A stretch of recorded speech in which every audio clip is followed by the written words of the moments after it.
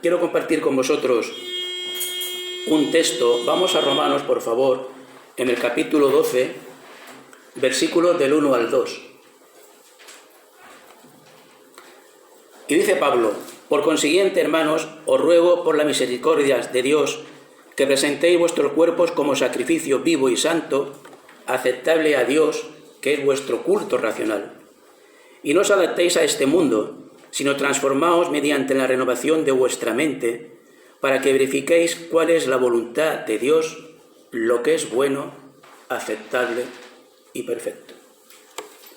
El título, como ya hemos leído de este sermón, es Transformados por la renovación de vuestra mente. ¿Y por qué por la renovación de vuestra mente? Es imposible ganar la victoria sobre la carne, sobre las dificultades, sobre las tentaciones, sin la transformación del corazón, si realmente no hay un cambio interno del corazón, del intelecto, de la voluntad, de las emociones y de la conciencia. ¿Por qué? Porque realmente si ese cambio interno no se produce en nuestras vidas como cristianos, difícilmente vamos a poder madurar y crecer espiritualmente. Dice el versículo 2: y no adaptéis a este mundo, sino transformaos mediante la renovación de vuestra mente, para que verifiquéis cuál es la voluntad de Dios, lo que es bueno y aceptable. La Reina Valera dice: no os conforméis a este siglo, a todo lo que hay, a todo lo que ese significa. El ser humano se encontraba el ser conformado exteriormente a las cosas de este mundo. Cuando uno se conforma a las cosas de este mundo y no intenta cambiar, evidentemente se hace difícil el camino. Se encontraba las cosas de este mundo en contraste a ser transformado o transfigurado internamente por la renovación de los pensamientos mediante el poder del Espíritu Santo. Sabemos que cuando nos bautizamos, hermanos, el agua en sí no tiene ningún poder. No hay ningún milagro. Cuando nos bautizamos no salimos mucho mejores, sin pecados, sin imperfecciones. No. Aparentemente estamos igual. ¿O no? Pero hay una gran diferencia. Nuestros pecados en ese momento son perdonados. Ahí empieza el camino. Ahí empieza la renovación de nuestra mente, de nuestro intelecto, de nuestro corazón, de nuestros pensamientos, de nuestra actitud. Ahí empieza realmente el verdadero desafío, después del bautismo. En Primera de Pedro, en el capítulo 1, versículo 14,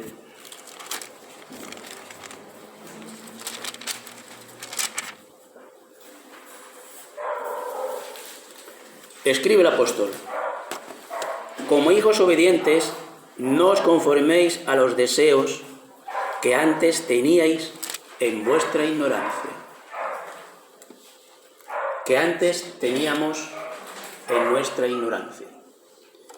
Yo recuerdo que cuando no era cristiano tenía inquietudes, evidentemente. Siempre de pequeño tenía inquietudes. Siempre lo he dicho, cuando yo iba al colegio, evidentemente en aquella época, en la dictadura franquista, en los libros, en el plan de estudio, había una asignatura que se llamaba Historia Sagrada.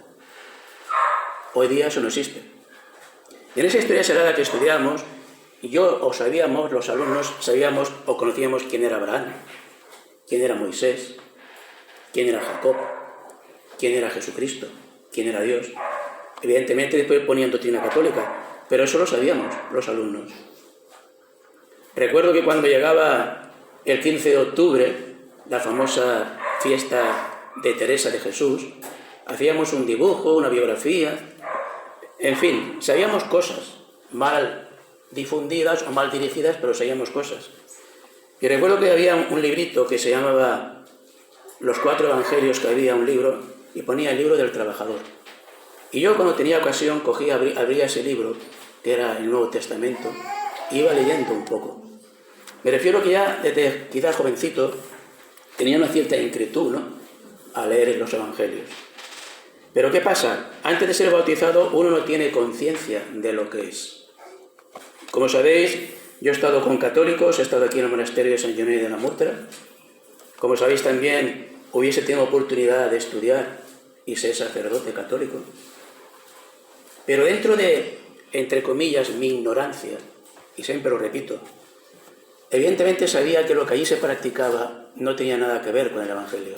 Las misas que hacían, cantar con guitarras, con instrumentos, el no repartir el jugo de la vid, lo que hacían los sacerdotes, todo el ritual de la misa, sabía que no tenía nada que ver con el Evangelio. Gracias a Dios tenía esa conciencia, aunque no conocía del todo la Biblia. Y me refiero a que hasta que no cambiamos nuestra mente, hasta que alguien nos habla del Evangelio, no tenemos conciencia de lo que es, no tenemos conciencia de lo que somos, no tenemos conciencia del pecado. Porque yo siempre lo repito, cuando subí al monasterio subí con dos amigos que tenían la Biblia, que querían ser misioneros, que querían predicar, querían llevar el Evangelio, y ellos me hablaban del Evangelio, me hablaban un poco de la Biblia, y yo no les hacía ni caso. Yo estaba con mis poesías, con mis temas, con mis libros, y yo pasaba. Hoy día, vuelvo a repetir, que he conocido el Evangelio y cuando les he hablado de ello, pues es al revés. Ellos no quieren escuchar y yo pues les he intentado hablar de la verdad del Evangelio. Cosas de la vida, ¿no? Quiero decir esto porque cada uno estamos aquí por circunstancias diferentes. Pero Pedro dice eso. Dice, como hijos obedientes, no os conforméis a los deseos que antes teníais en vuestra ignorancia. Conformarse. La palabra griega es shutematitsu. No sé si pronuncio bien el griego, evidentemente. Este verbo significa aquello que es transitorio, mutable, inestable, que no cambia. Cuando no hay cambios, no hay madurez espiritual. Cuando alguien dice, yo soy como soy, y me es muy difícil cambiar. Evidentemente no es fácil cambiar. Porque ¿por qué muchas personas no están aquí? ¿Por qué cuando predicamos la palabra muchos no quieren oír o obedecer? Porque requiere cambios. Y cambios importantes. Y a nosotros nos cuesta cambiar. Nuestros hábitos, nuestra forma de pensar, nuestra forma de ser. Yo soy como soy. ¿Por qué tengo que cambiar? Pero el cristiano no debe hacer eso. Si no hay cambios mutables, si no hay madurez, evidentemente es difícil seguir adelante. ¿Cómo el cristiano se va transformando espiritualmente? ¿Cómo podemos ir cambiando? Evidentemente a través de la palabra y de la acción del Espíritu Santo en nosotros. Si nosotros somos fieles al Evangelio, evidentemente el Espíritu Santo va a actuar en nuestras vidas. Va a actuar, no como creen muchos, haciendo milagros o haciendo curaciones, pero sí estando en nosotros y haciéndonos madurar a través de su influencia. El cristiano tiene el privilegio ese de tener el Espíritu Santo, el poder de Dios en su corazón. Por eso dice, no os convirtáis, o nos convierte, mejor dicho, por medio de su palabra. En 1 de Pedro, en el capítulo 1, el versículo 23, dice, pues habéis nacido de nuevo, no de una simiente corruptible, sino de una que es incorruptible, es decir, mediante la palabra de Dios que vive y permanece. No tenemos una simiente corruptible, dice Pedro, sino una incorruptible, que es la palabra de Dios que vive y permanece. Es la única que nos puede transformar, que puede ir cambiando nuestras vidas, que puede ir que seamos transformados en la renovación de nuestro ser. Como dice Juan en el capítulo 14, Jesús hablando con sus discípulos, Juan 14, del 16 y 17. Y yo rogaré, si me pedís algo, el 16, perdón. Y yo rogaré al Padre, y Él os dará otro Consolador, para que esté con vosotros para siempre. Es decir, el Espíritu de verdad, a quien el mundo no puede recibir, porque ni le ve ni le conoce. Pero vosotros sí le conocéis, porque mora con vosotros y está en vosotros. ¿Cómo va a reconocer el mundo al Espíritu Santo si no creen? Si no creen en Jesús, no creen en el Evangelio. En cambio nosotros, el cristiano, ¿qué dice Jesús? Eso se dice evidentemente a sus apóstoles, pero indirectamente también tiene que ver con nosotros.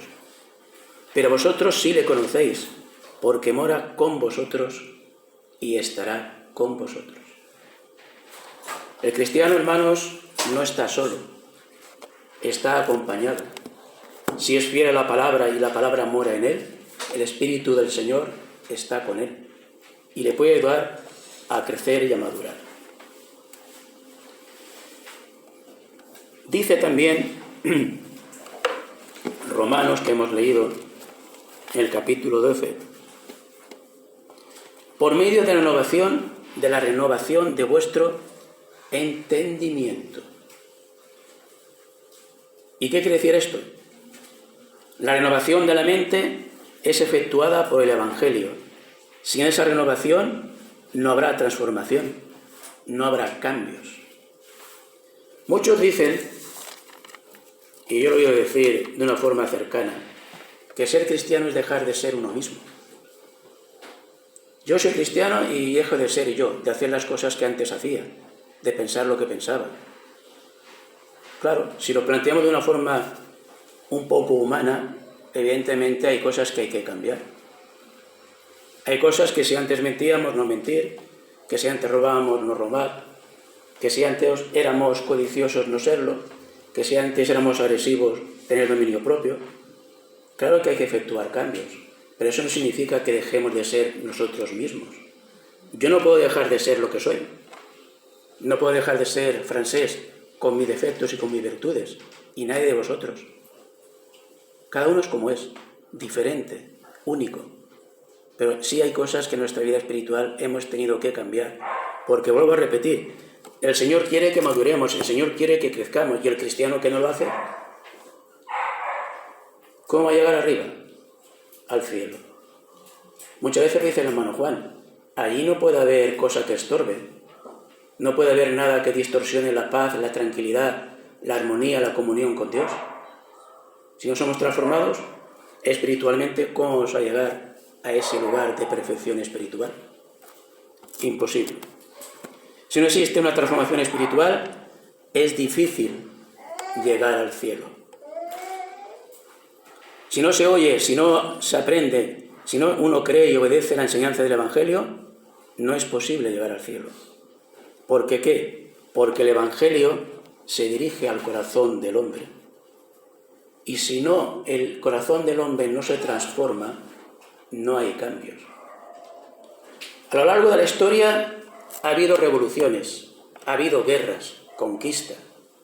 ¿Qué queda de la revolución social del comunismo en octubre del año 1917? Todas aquellas luchas, el derrocamiento del rey, del zar, el asesinato, las luchas.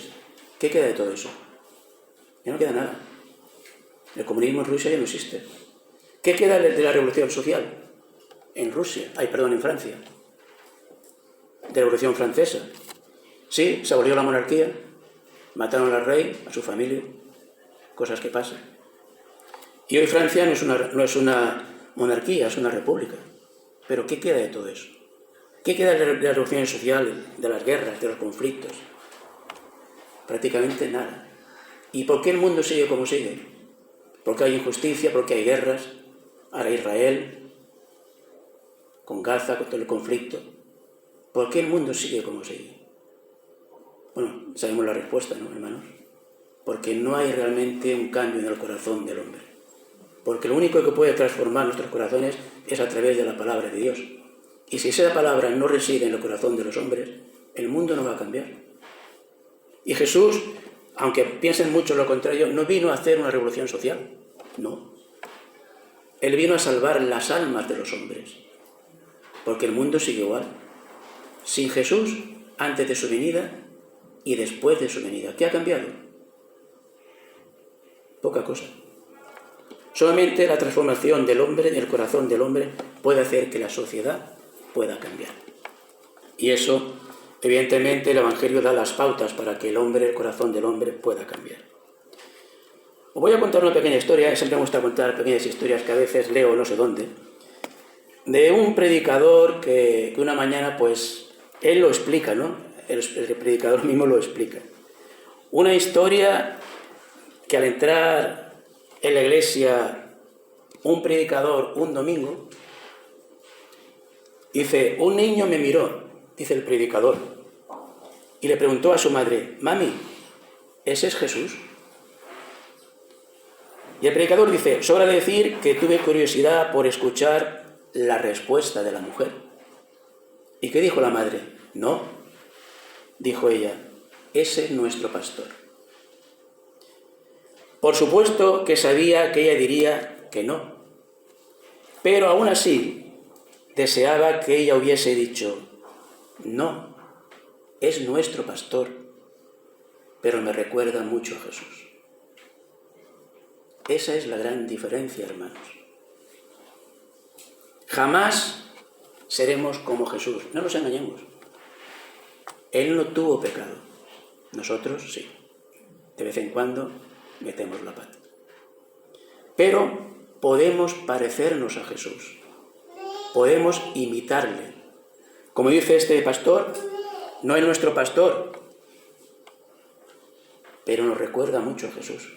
Esa es la respuesta que él hubiese querido decir, hubiese querido oír. Sabía que él no era Jesús. Cada uno en nuestras vidas nos parecemos a Jesús, en nuestros actos, en nuestros pensamientos, en nuestras actitudes. Ojalá cada uno de nosotros nos parezcamos a Jesús. Ojalá.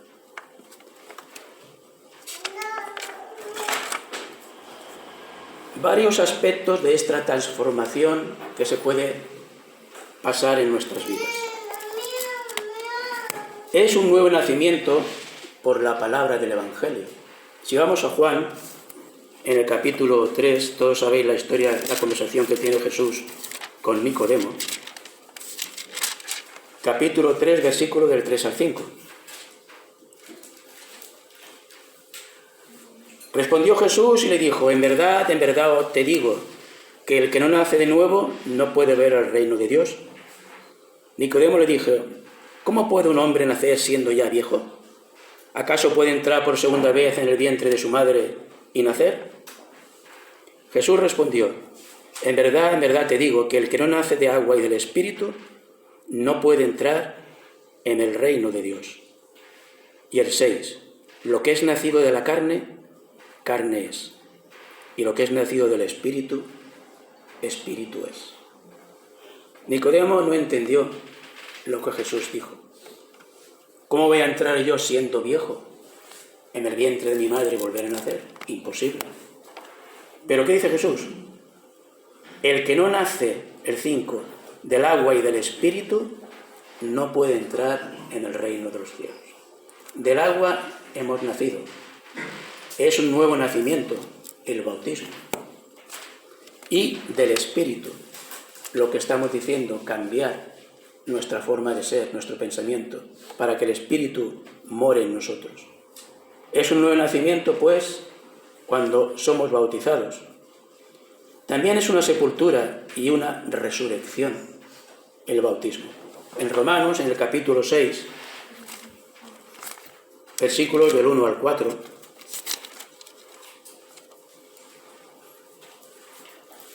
escribe Pablo, ¿qué diremos entonces? ¿Continuaremos en pecado para que la gracia abunde?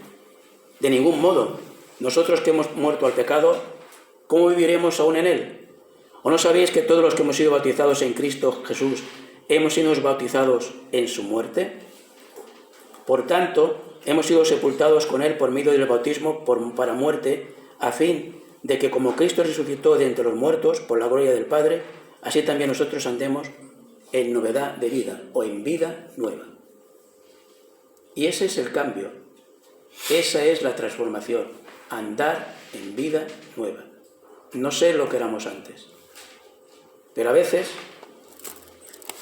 quizás aún nos queda algo de lo que éramos. A veces quizás hacemos cosas que no convienen. Pero esa es una parte de la transformación en el corazón. Es una sepultura y una resurrección. Es despojarse de una vida antigua del viejo hombre. Efesios capítulo 4, versículos del 22 al 24.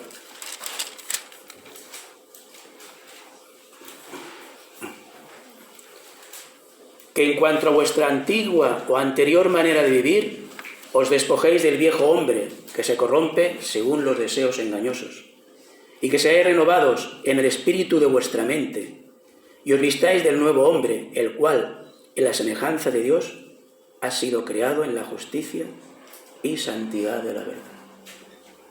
Aquí hay dos cosas importantes que dice Pablo: que os despojéis del viejo hombre, de lo que éramos antes, que se corrompe según los deseos engañosos, y seáis renovados en el espíritu de vuestra mente. Vuelvo a repetir, la mente y el corazón deben cambiar, deben ser transformados. Si no, es imposible que podamos crecer como cristianos. En vuestra mente, y os vistáis del hombre nuevo, el cual, ¿qué? Es en la semejanza de Dios, y ha sido creado en la justicia y santidad de la verdad. También otro aspecto es el arrepentimiento y conversión, evidentemente, en esa transformación. Como que dijo Pedro en el famoso sermón del día de Pentecostés, en Hechos capítulo 3, versículo 19. Por tanto, arrepentíos y convertíos, para que vuestros pecados sean borrados, a fin que tiempos de refrigerio vengan por la presencia del Señor. Ese es el primer paso. ¿Qué le pasó al hijo pródigo? Sabéis la historia, ¿no? ¿Pero qué dijo? Cuando estaba allí, apenas sin comer, alejado de su casa, del bienestar de su hogar, y volviendo en sí, dijo: iré a casa de mi padre y le diré: Padre, he pecado contra el cielo y contra ti. No soy digno de ser llamado hijo tuyo. ¿Qué significa volviendo en sí? Pensando, razonando, teniendo conciencia de lo que era y dónde estaba, actuó y cambió. Si no nos damos cuenta, en nuestra mente, en nuestro corazón, de lo que somos y cómo estamos, difícilmente vamos a cambiar. Porque si alguien le dice por la calle: usted necesita a Cristo, está en pecado, necesita el sacrificio para su perdón de pecado, ¿qué va a decir? O nos dice que estamos locos, o dice que nos demos la vuelta y nos tomemos una cerveza. Porque ¿qué va a decir? ¿Qué es el pecado? ¿Qué me estás diciendo? Cuando no hay conciencia de pecado, y antes no la teníamos, y si alguien la tenía, pues muy bien, yo no la tenía. Cuando no hay conciencia de pecado, evidentemente no se puede cambiar. Necesitamos que alguien nos hable del Evangelio, necesitamos que alguien nos diga en qué estado nos encontramos. Porque si todos estamos aquí, es porque alguien nos ha dicho algo. Yo por mí mismo no llegué a esa conclusión. No llegué a la conclusión de que te estaba en pecado, tenía que bautizarme, tenía que ser salvo, tenía que ir a la iglesia. Yo por mí mismo no llegué a esa conclusión. Alguien tuvo que hablar para que pudiésemos darnos cuenta. Por lo tanto, arrepentimiento y conversión es otro de los aspectos de la transformación. Somos transformados a la semejanza de Cristo. Y digo semejanza porque, vuelvo a repetir, jamás vamos a ser como Cristo. Jamás. Él era perfecto, él era hijo de Dios. Nosotros no somos tan perfectos. Tenemos una perfección relativa. Seremos transformados a la semejanza de Cristo. Es muy difícil, por no decir imposible, ser como Cristo, pero sí que el cristiano debe madurar espiritualmente e ir creciendo. Juan, en el capítulo 14, versículos 8 y 9,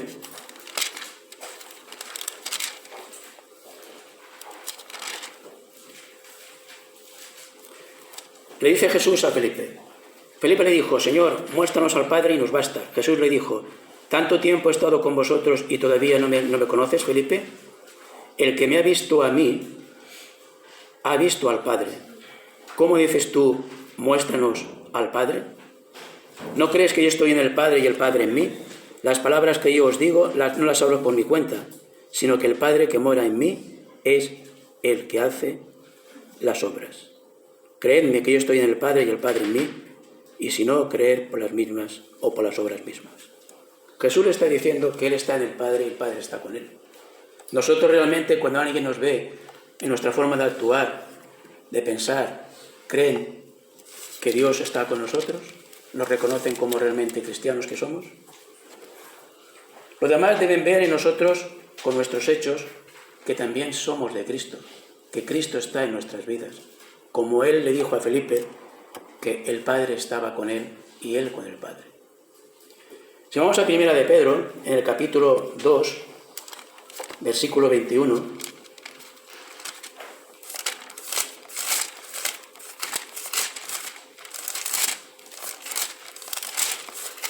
Primera de Pedro 2:21.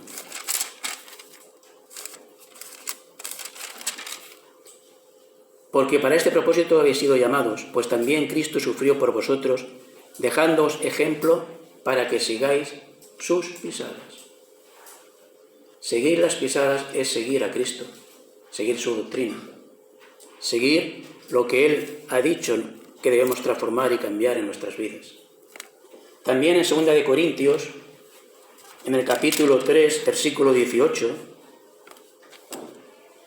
escribe Pablo: pero nosotros todos, con el rostro descubierto, contemplando como en un espejo la gloria del Señor, estamos siendo transformados en la misma imagen de gloria en gloria, como por el Señor en el Espíritu. Viendo su imagen, su gloria, estamos siendo transformados en la misma imagen de gloria en gloria. ¿Realmente, hermanos, estamos siendo transformados? Ojalá sea así. Y ya por último, en Romanos, en el capítulo 8, versículo 29,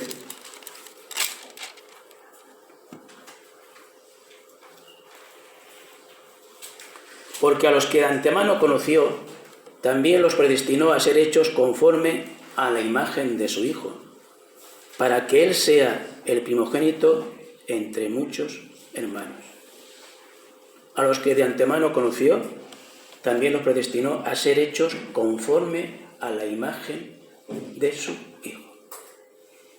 Transformados significa cambiar, madurar, crecer.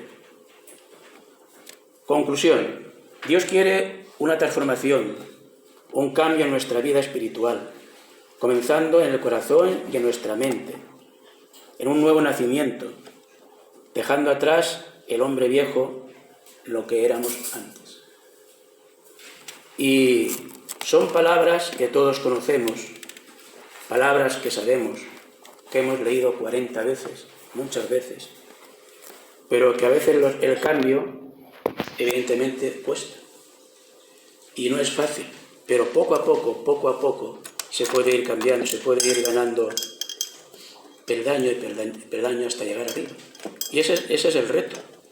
El reto de llegar al cielo es todo un reto en esta vida, porque no es fácil. Vivimos en un mundo con problemas, con injusticias, en pecado. Estamos casi todo el tiempo con gente que no es cristiana. Y solamente podemos compartir un par de horas los domingos, los jueves. Por lo tanto, nuestro desafío, y vuelvo a repetir, no está aquí. Nuestro desafío está fuera, en la calle, en el hogar y en el trabajo. Bien, que el Señor nos bendiga y ojalá pues todos tengamos esa transformación que Dios quiere. Gracias por vuestra atención.